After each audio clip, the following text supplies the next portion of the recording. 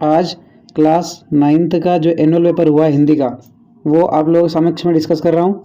कैसा है पेपर देखिए ज़रा। सबसे पहले दिए हैं सही विकल्प। पहला क्वेश्चन दिया है हिंदी पद्य साहित्य का तीसरा काल किसे माना जाता है, तो इसका आएगा बावला ऑप्शन रीतिकाल को। सेकंड क्वेश्चन दिया है कबीरदास की भाषा कौन सी थी, कबीरदास की भाषा थी सदुक्कड़ी। इसके बाद है रस के अंग कितने हैं, तो ये 4। इसके बाद है जूरी ने दोनों बेलों को भेज दिया था कहाँ पर, ससुराल। ये चैप्टर से लिया है। इसके बाद आपका 5th वाला क्वेश्चन है किस समास में दोनों पद प्रधान होते हैं, तो ये आएंगे द्वंद्व समास में। इसके बाद 6ठा वाला है सन 1967 में पुनपुन नदी का पानी किस नगर में घुस गया था, तो ये था राजेंद्र नगर में।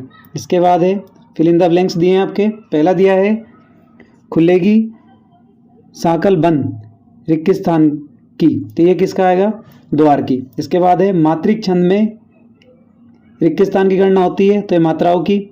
उपमेय में उपमान का आरोप अलंकार में होता है, तो ये होता है रूपक अलंकार में। इसके बाद है तिब्बती लोग टोंटीदार बर्तन को क्या कहते हैं, तो ये कहते हैं केतली। इसके बाद है वे शब्दांश जो शब्द के आरंभ में लगते हैं क्या कहलाते हैं, उपसर्ग। 6ठा दिया है नानी के मन में रिक्किस्थान की आज़ादी के प्रति जुनून था देश की। इसके बाद आपके दिए हैं सत्य कथन दिए हैं। पहला दिया है माखन लाल चतुर्वेदी की रचना साहित्य के देवता है, तो ये सत्य है। दूसरा है रामचरितमानस एक खंडकाव्य असत्य है, महाकाव्य है। इसका थर्ड आएगा लेखिका महादेवी वर्मा के बाबा फारसी और उर्दू भाषा के जानकार थे, तो ये भी सत्य है। 4th दिया है खाना एक क्रिया है, सत्य है। इसके बाद 5th दिया है एकांकी में 3 अंक होते हैं, यह सत्य है। इसके बाद है रीढ़ की हड्डी पाठ कहानी विधा में लिखा गया है, यह असत्य है। इसके बाद मेजदी कॉलम दिया है जोड़ी में लाने के लिए। पहला दिया है ग्रामश्री, इसका आपका आएगा सुमित्रानंदर पंत।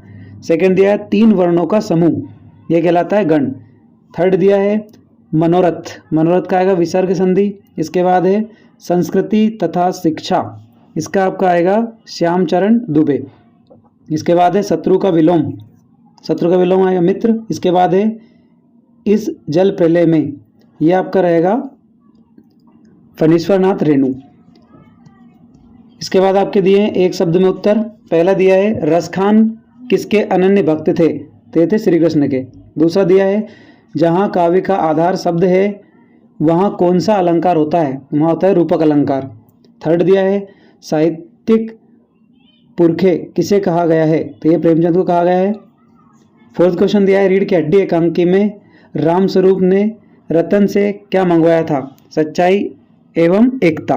इसके बाद दिया है 5th वाला रचना के आधार पर वाक्य के कितने भेद होते हैं, तो 3 होते हैं।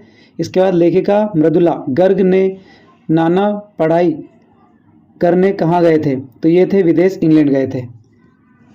बाकी आपके ये क्वेश्चन दे रखे हैं स्क्रीन पर।